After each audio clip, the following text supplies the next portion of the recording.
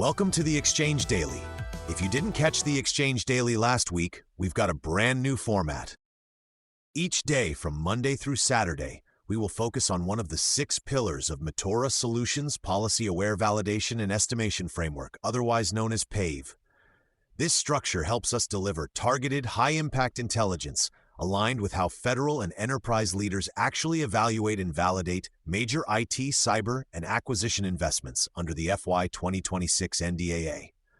The weekly lineup runs as follows. Monday covers Pillar A on mission alignment and business outcomes. Tuesday focuses on Pillar B, policy and compliance. Wednesday addresses Pillar C, cost financial benchmarking and workforce.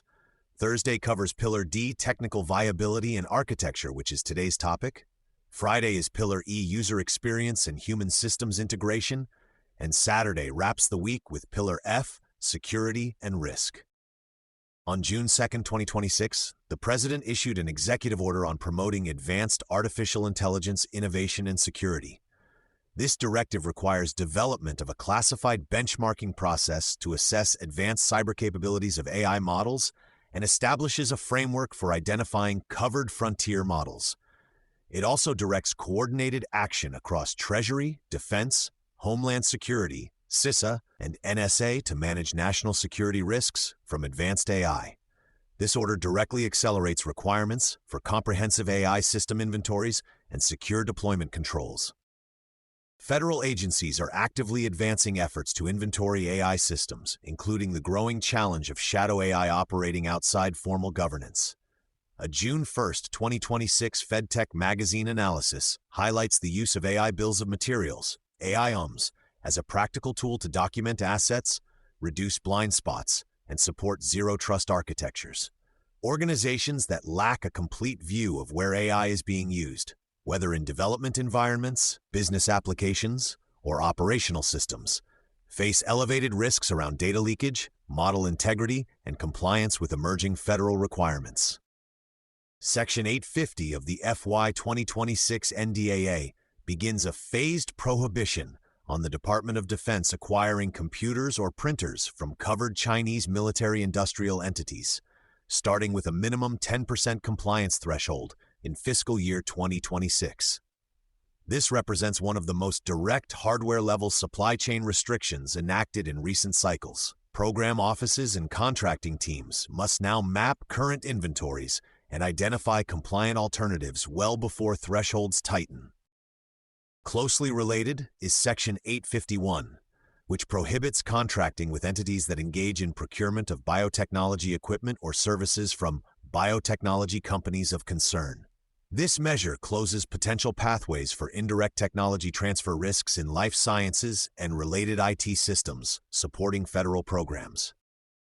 Section 805 requires the Department of Defense to establish a digital system for tracking, managing, and assessing covered technical data and computer software. The goal is to close long-standing gaps in access to the information needed for repair, maintenance, and sustainment of weapon systems and other covered items. This digital tracking capability will become increasingly important as programs seek to reduce sustainment costs and improve readiness through better data visibility across the lifecycle. To accelerate alternative sourcing while maintaining security, Sections 832 and 833 direct the military departments to establish expedited qualification panels for critical readiness items and authorize interim national security waivers to support supply chain illumination activities. These mechanisms are intended to speed up the qualification of new or secondary sources while preserving appropriate security standards. Program managers should identify opportunities where these panels and waivers could unlock competition or reduce single points of failure in their supply chains. Causal logic algorithms such as PC and FCI methods offer a structured way to isolate latent issues in complex systems, including legacy code complexity that often blocks modernization timelines. When applied to AI-enabled systems and their supporting supply chains, these approaches can surface hidden dependencies and technical debt that traditional reviews may miss. Integrating this type of analysis into technical viability assessments helps programs move from reactive risk management to proactive architecture decisions. The combination of the new June 2nd, 2026 AI Executive Order, recent guidance on AI bombs for shadow AI reduction, and the FY 2026 NDAA supply chain and data tracking provisions creates a clear mandate for stronger technical viability practices. Programs that treat AI system inventory, prohibited entity screening, and supply chain illumination as core architectural concerns, rather than compliance checkboxes, will be better positioned under the current framework.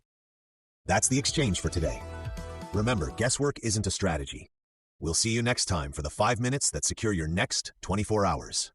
The Exchange newscasts and newsletters are productions of Matora Solutions LLC. Matora is both a hub zone and a service-disabled veteran-owned small business. While every effort is made to keep details accurate as of publication time, readers and listeners should always confirm time-sensitive items, such as policy changes, budget figures, and timelines directly with official documents and briefings. The Exchange is for informational purposes only. It does not constitute legal, investment, procurement, security, compliance, technical, or any other form of professional advice. No attorney-client, advisor-client, or other professional relationship is created by listening to or reading this content. Always consult qualified professionals and validate with primary sources before taking any action. All information is from publicly available sources. All rights reserved. Copyright Matora Solutions LLC 2026.